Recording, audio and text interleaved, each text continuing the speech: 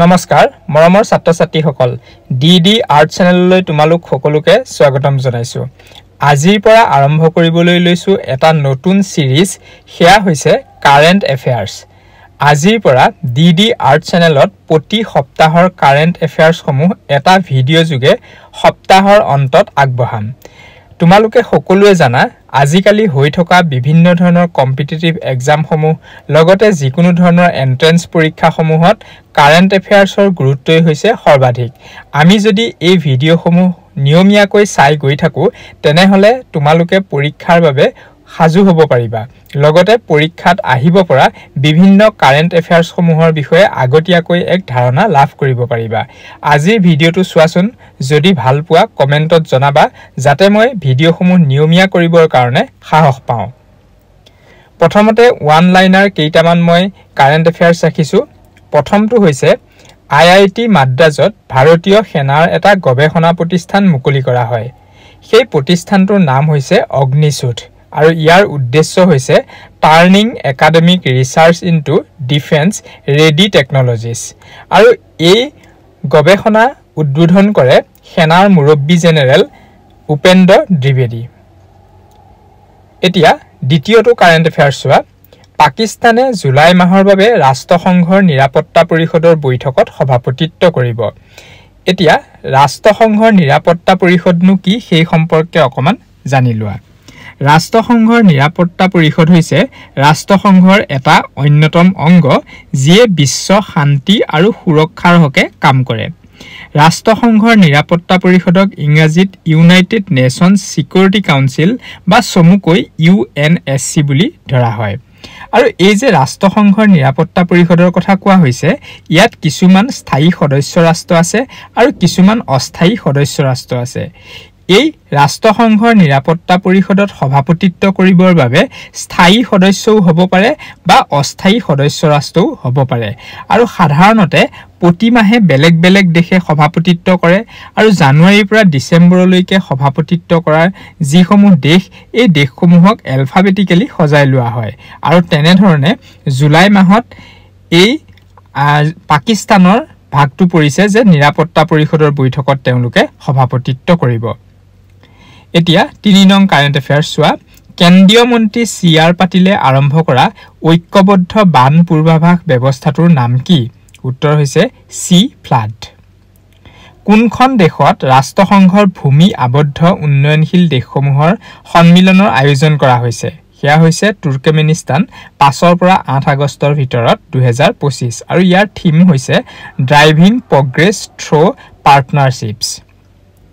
শেহতীয়াকৈ প্ৰথমবাৰৰ বাবে ক'ত অনুষ্ঠিত হৈছে বিমষ্টেক পৰম্পৰাগত সংগীত মহোৎসৱ? সেয়া হৈছে ভাৰত মণ্ডপ, নতুন দিল্লী আৰু উদ্বোধন কৰে বৈদেশিক পৰিক্ৰমা মন্ত্ৰী ডক্টৰ S জয়শংকৰে।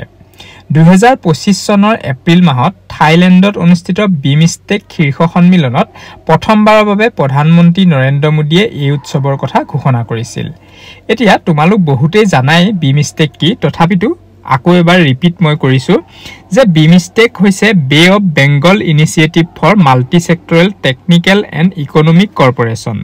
আৰু তাক যদি মই অসমীয়াত ক'বলৈ যাওঁ সেয়া হ'ব বংগোপসাগৰ বহুমুখী প্ৰযুক্তিগত আৰু অৰ্থনৈতিক সহযোগিতা। ইয়াৰ মূল লক্ষ্য হৈছে বা এই বিমষ্টেকৰ মূল লক্ষ্য হৈছে বাণিজ্য, বিনিয়োগ আৰু অৰ্থনৈতিক উন্নয়ন বৃদ্ধি কৰা। ইয়াৰ উপৰিও পৰ্যটন, পৰিবহণ, যোগাযোগ, বিজ্ঞান প্ৰযুক্তি আদিতো কাম কৰে।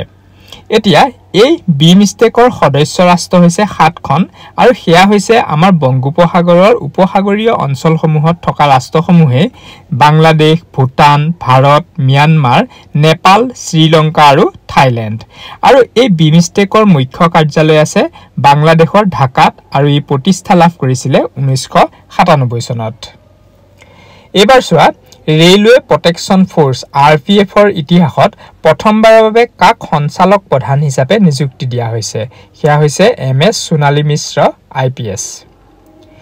MS স্বামীনাথনৰ সন্মানাৰ্থে প্ৰধানমন্ত্ৰী নৰেন্দ্ৰ মোদীয়ে মুকলি কৰা বঁটাটোৰ নাম কি কাক এই বঁটা প্ৰদান কৰা হ'ব বঁটাটোৰ নাম হৈছে MS Swaminathan award for food and peace খাদ্য সুৰক্ষাৰ ক্ষেত্ৰত উল্লেখযোগ্য অৱদান আগবঢ়োৱা উন্নয়নশীল দেশসমূহৰ ব্যক্তিসকলক এই বঁটা প্ৰদান কৰা হ'ব ব্যক্তিজনৰ বয়স 50 বছৰতকৈ বেছি হ'ব নোৱাৰিব এতিয়া অকনমান কৈ থওঁ MS স্বামীনাথন সম্পৰ্কে MS স্বামীনাথনে 2024 বৰ্ষৰ ভাৰত ৰত্ন বঁটাও লাভ কৰিছে মৰণোত্তৰভাৱে আৰু এই MS স্বামীনাথন হৈছে ভাৰতৰ সেউজ বিপ্লৱৰ জনক 2025 বৰ্ষত প্ৰথমবাৰৰ বাবে MS Swaminathan award for food and peace বঁটা কোনে লাভ কৰিছে সেয়া হৈছে অধ্যাপক ডক্টৰ RN আৰে তেওঁ নাইজেৰিয়ান নাগৰিক মহিলা শিক্ষা প্ৰসাৰ বাল্য বিবাহ ৰোধৰ বাবে অসম চৰকাৰে আৰম্ভ কৰা নিযুত মইনা আঁচনি দ্বিতীয় পৰ্যায়ৰ শুভাৰম্ভ কেতিয়া কৰা হয় উত্তৰ হৈছে 6 আগষ্ট 2025 আৰু ইয়াৰ আৰম্ভণি কৰিছে গুৱাহাটী বিশ্ববিদ্যালয় প্ৰাংগণত এতিয়া শুনা এই নিযুত মইনা আঁচনিখন সম্পৰ্কে মই এটা শৰ্ট ভিডিঅ যোগে DD আৰ্ট চেনেলত আপলোড কৰিছো তোমালোকে তাৰ পৰাও নিযুত মইনা আঁচনিখন সম্পৰ্কে সবিশেষ জানিব পাৰিবা শেহতীয়াকৈ কেন্দ্ৰীয় চৰকাৰে অসম আৰু ত্ৰিপুৰাৰ বাবে কিমান মূল্যৰ উন্নয়নমূলক পেকেজত অনুমোদন জনাইছে উত্তৰ হৈছে 4250 কোটি শেহতীয়াকৈ অসম ৰাজ্যিক মহিলা আয়োগৰ অধ্যক্ষ হিচাপে কাক নিযুক্ত কৰা হৈছে উত্তৰ হৈছে আঙুৰলতা ডেকা যোৱা 7 আগষ্ট তাৰিখে পালন কৰা ৰাষ্ট্ৰীয় হস্ততাঁত দিৱসৰ মূল বিষয়বস্তু কি আছিল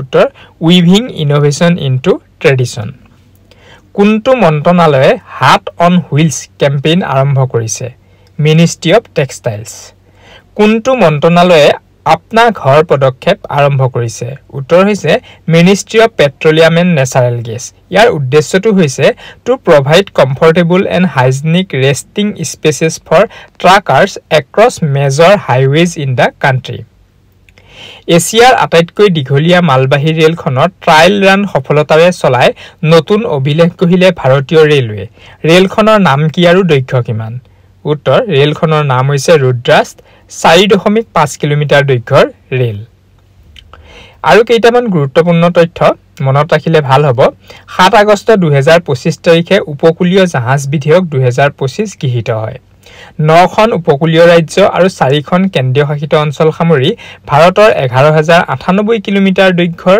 কৌশলগত উপকূলৰ পছন্দৰ বিশাল সম্ভাৱনাক মুকলি কৰিবলৈ সাজু হৈছে ভাৰতৰ সামুদ্ৰিক বাণিজ্য আইন আধুনিকীকৰণৰ বাবে সংসদে এখন নতুন আইন গৃহীত কৰে জাহাজ চলোৱা খণ্ডক সহায় কৰিবলৈ ৰাজ্যসভাই কেৰিয়েজ অফ গুডছ বাই সি বিল 2025 বিল গৃহীত কৰে এই বিলখন বন্দৰ জাহাজ আৰু জলপথ মন্ত্ৰণালয়ৰ বাবে এই মন্ত্ৰণালয়টোৰ বৰ্তমানৰ মন্ত্ৰী হৈছে সৰ্বানন্দ সোণোৱাল ভিডিঅটো শেষলৈকে চোৱাৰ বাবে ধন্যবাদ জনাইছো